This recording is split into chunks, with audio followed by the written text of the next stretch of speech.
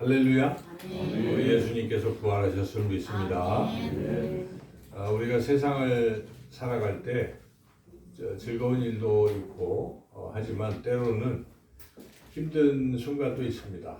그래서 사랑하던 사람이 아프거나 또 곁을 떠날 때의 슬픔도 있고 그리고 우리 자신이 또 몸이 아파서 어떤 고통 가운데 지내게 될 때도 있습니다. 또 때로는 열심히 했는데 제대로 되지 않아서 낙심하고 또 실패 속에서 좌절하기도 합니다. 그래서 인생 가운데는 항상 즐겁고 또 성공하고 행복한 것만 있는 것이 아니라 실패가 있다는 것입니다. 그런데 우리 그리스도인들은 그런 실패가 있어도 그래도 우리 가운데에 소망은 여전히 살아 있습니다. 그것은 이 세상의 삶이 전부가 아니기 때문에 우리가 이 세상을 비록 떠날지라도 영원한 삶이 우리에게 있다는 그런 기대와 소망이 있어서 우리는 이겨낼 수 있는 줄로 믿습니다. 그 모든 소망을 주신 분이 바로 우리 예수님이십니다.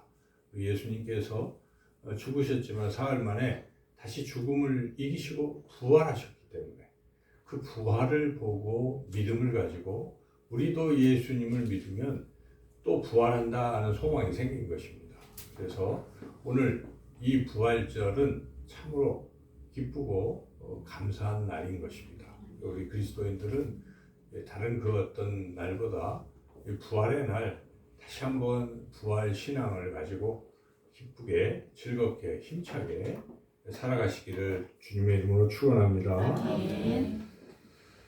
우리 예수님 약속하시고 말씀하셨습니다. 나는 부활이요 생명이니 나를 믿는 자는 죽어도 살겠고 무릇 살아서 나를 믿는 자는 영원히 죽지 아니하리라. 이것을 내가 믿느냐라고 말씀하셨어요. 그래서 우리가 주님을 부활하신 것을 그렇게 믿고 살아가는 것인데 우리는 또한 부활해서 우리는 또 어떻게 살 것인가?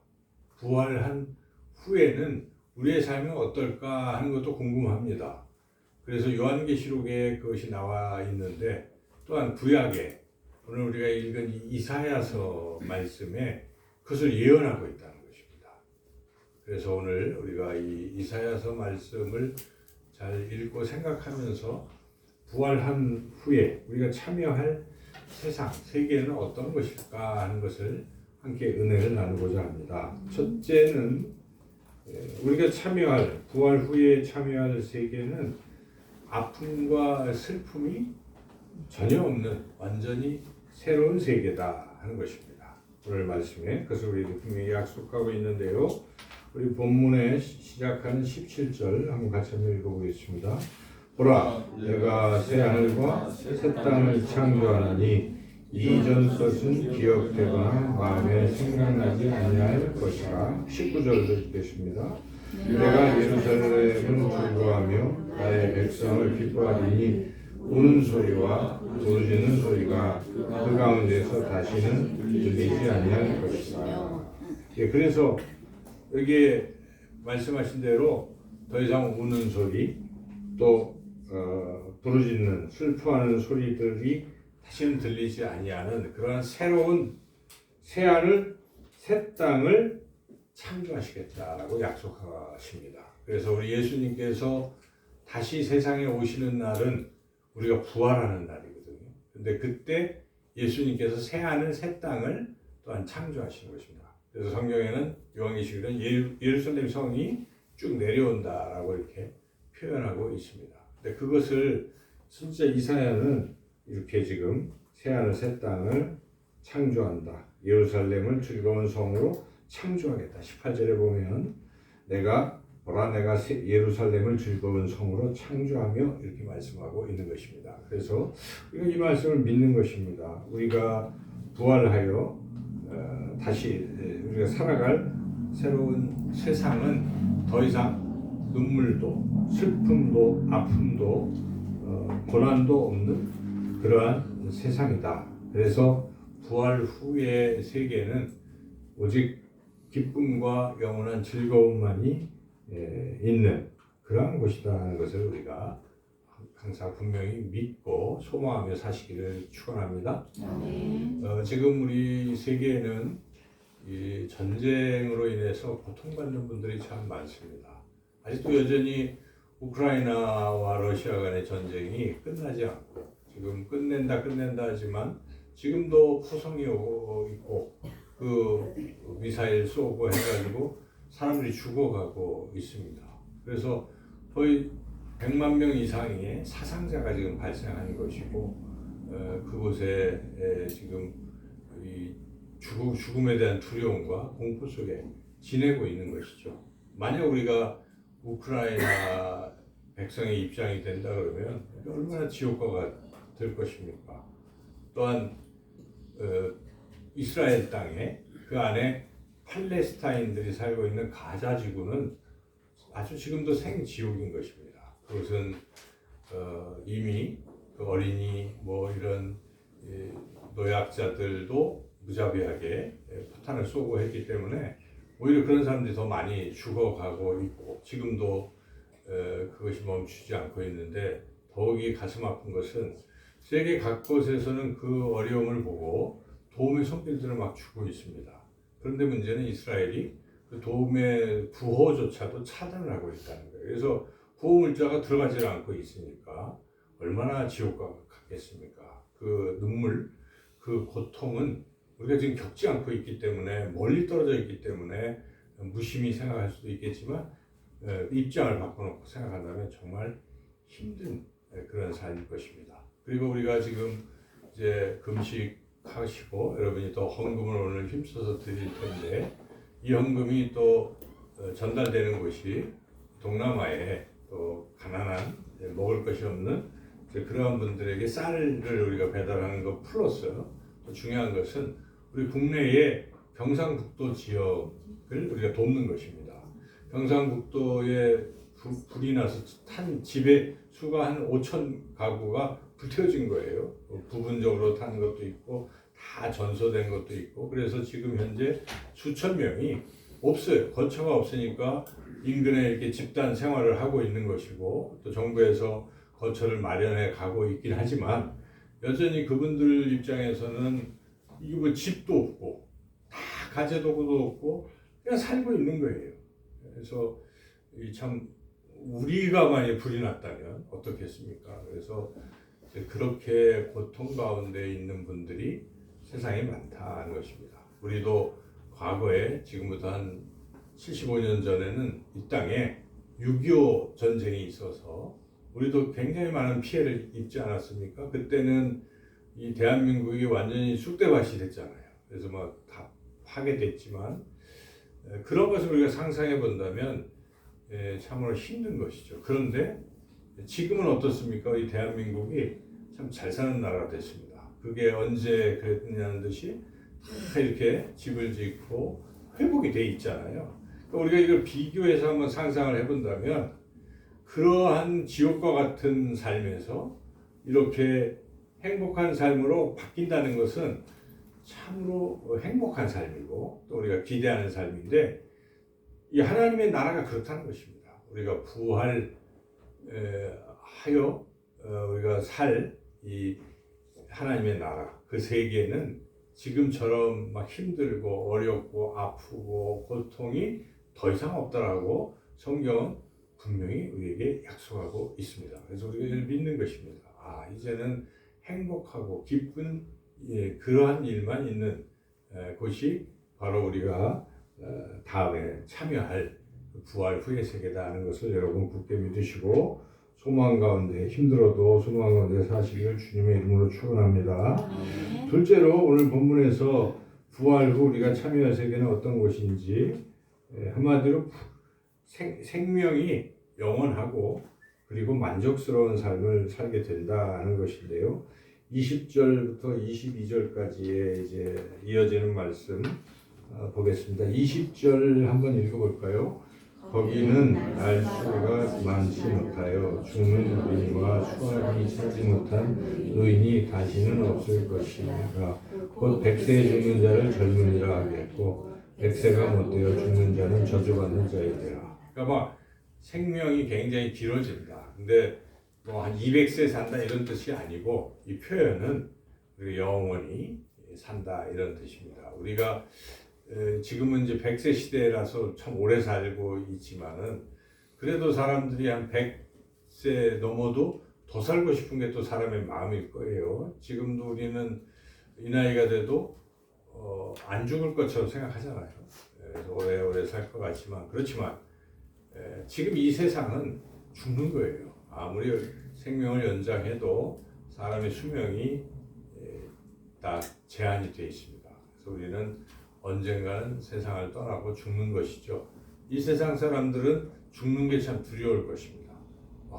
죽다니 끝이구나 이렇게 생각할 것입니다. 그러나 우리 예수님을 믿는 사람들은 죽어도 살겠고 하신 주님의 말씀을 우리가 믿는 사람들입니다. 그래서 우리는 죽음 뒤에도 영원히 살 수 있다는 것을 우리가 소망 가운데 그렇게 믿음으로 살 수 있다는 것이고, 그리고 또한 이 죽음 뒤의 삶이 지옥과 같다면, 영 벌을 받고 있는 상태라면 참 살고 싶지 않잖아요. 차라리 죽는 게 나을 것입니다. 그래서 성경에 영 벌이라는 것도 말씀하시고, 예수님께서 지옥이 있다고 말씀하시고, 지옥은 불이 꺼지지 않는다. 그리고 거기엔 벌레가 끊이지 않는다. 이렇게 말씀하고 있습니다. 그래서 영원히 살지라도 그 삶 자체가 또 그렇게 지옥과 같다면 살고 싶지 않은 것인데, 오늘 말씀에서는 이렇게 오래오래 살면서 그 행복한 삶을 여기에 표현하고 있습니다. 20절, 21절, 22절 같이 한번 읽어보겠습니다.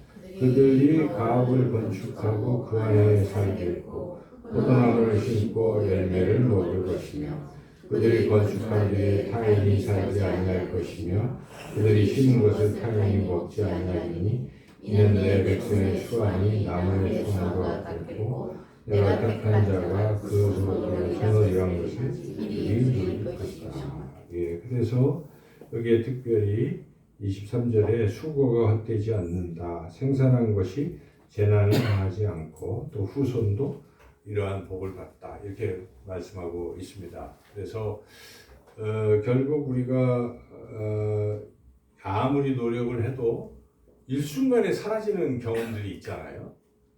이렇게 막 했는데 하루아침에 사기를 당하거나 하루아침에 어떤 변수에 어떤 것에 의해서 없어질 수 있어요. 여러분, 세계가 시시각각 변하잖아요. 지금 무역을 하고 사업하는 사람들 입장에서는 지금 트럼프가 관세를 팍 높여버리니까 이거 뭐 수출하던 분들은 갑자기 막히는 거 아니에요. 이게 비싸니까 팔리지도 않고 그러면 어떤 굉장히 지대한 영향을 받게 되는 것이죠. 그래서 아무리 인간이 뭘 노력해도 일순간에 사라지는 수가 있습니다. 여러 가지 변동 등으로 IMF가 왔을 때 등등등 이러한 변수가 사람이 할 수 없는 상황들이 있다는 것입니다. 그래서 인간이 아무리 수고를 해도 하루아침에 사라질 수가 있는 거예요. 이 세상은 그렇다는 것입니다. 그러나 오늘 본문의 22절에 그렇지 않다는 것입니다. 수고한 대로 수고가 헛되지 않다. 그래서 하나님의 나라에서는 그러한 풍성함이 우리에게 주어진다. 만족스러움이 주어지는 것이다 하는 것을 말씀하고 있습니다.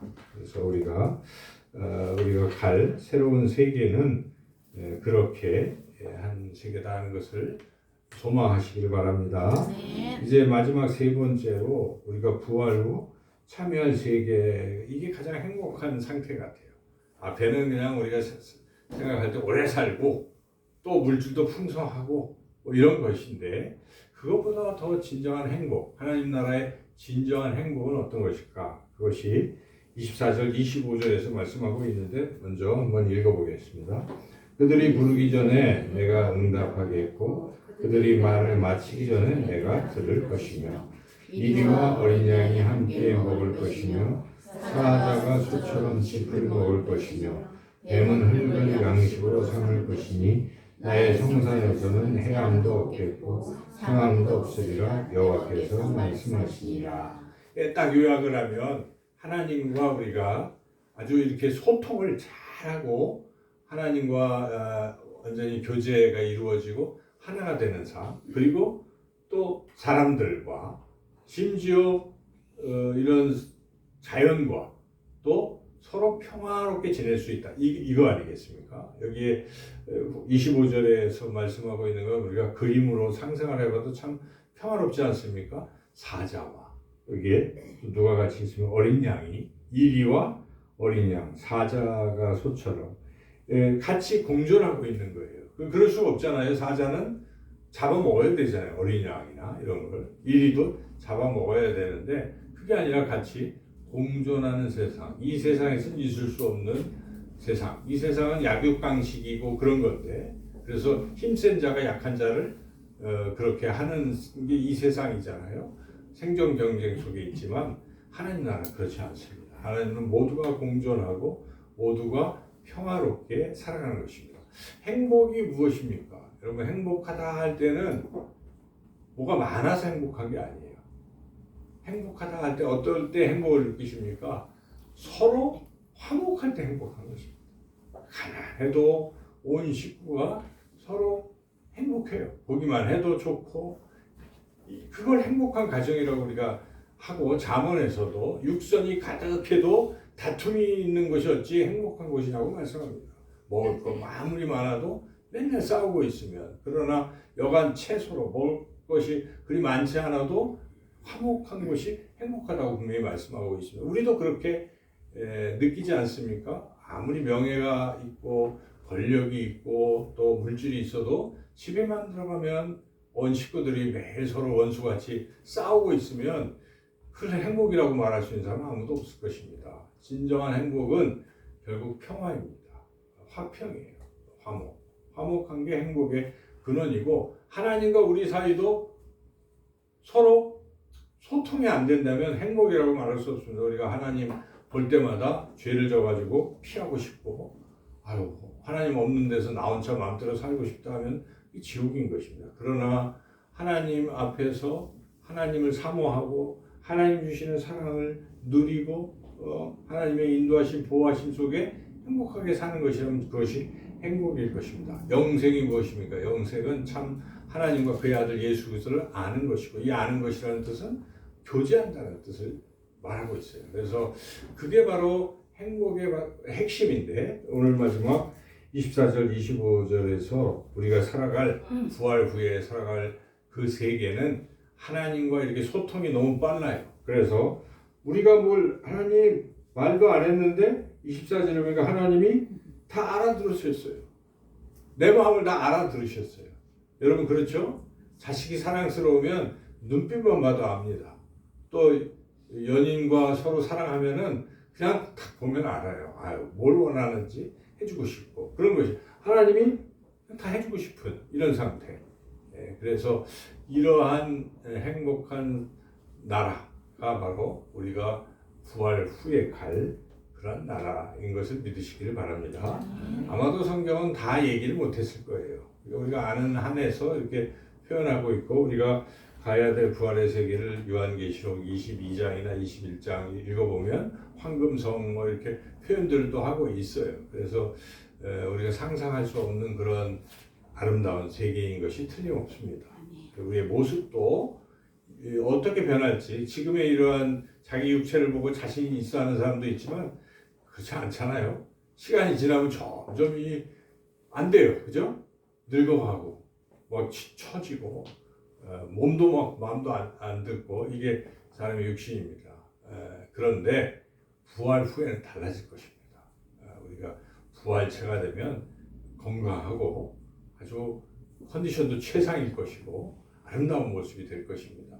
이와 같이 부활 후에 우리가 살아갈 세계는 그야말로 아름다운 세계인 것입니다. 이것을 우리는 소망하는 것이 오늘 부활절 주일에 예수님이 부활하셨다 했을 때 그게 뭔가? 나랑 무슨 상관인가? 항상 신앙이 좀 부족하면은 별로 상상을 못해요. 머리로는 알아요. 나도 부활할 것이다. 그런데 이게 가슴으로 내려와야 돼. 야, 정말 좋구나. 나는 영원히 주님과 함께 그 아름다운 부활 후의 세계에서 살아갈 것이다 하는 것을 가슴으로 느끼고 이것이 내 것이 되면은 진짜 소망이 생기는 것입니다. 이 땅에서 힘들어도 그 가야 할 세계를 바라볼 수 있는 것이고 그래서 그런 사람들은 어떤 상황에서도 항상 승리해요. 여러분 사람이 살아가는 모습을 보면 참 다양한데 어떤 사람은 다 갖고 있는 것 같은데도 늘 죽을 상이에요. 늘 걱정하고 있어요. 뭔가 더 욕심이 많아서 그런 것이죠. 그런데 어떤 사람들은 당당해요. 뭐 가진 것도 없고 그런 것 같아도 소망이 있기 때문에 우리가 이 부활 신앙을 갖는다는 것은 굉장한 것입니다. 저와 여러분이 예수님 부활하신 것, 곧 나의 부활인 것을 믿고 부활 소망으로 살아가시기를 주님의 이름으로 축원합니다. 아멘. 하나님 감사합니다. 우리를 영원한 부활의 세계로 또 초대하시고 예수님 부활하심 우리도 부활케 하심을 믿습니다. 감사하며 늘 소망 가운데 살게 하여 주시기를 간절히 원하옵고 예수님의 이름으로 기도드리옵나이다. 아멘.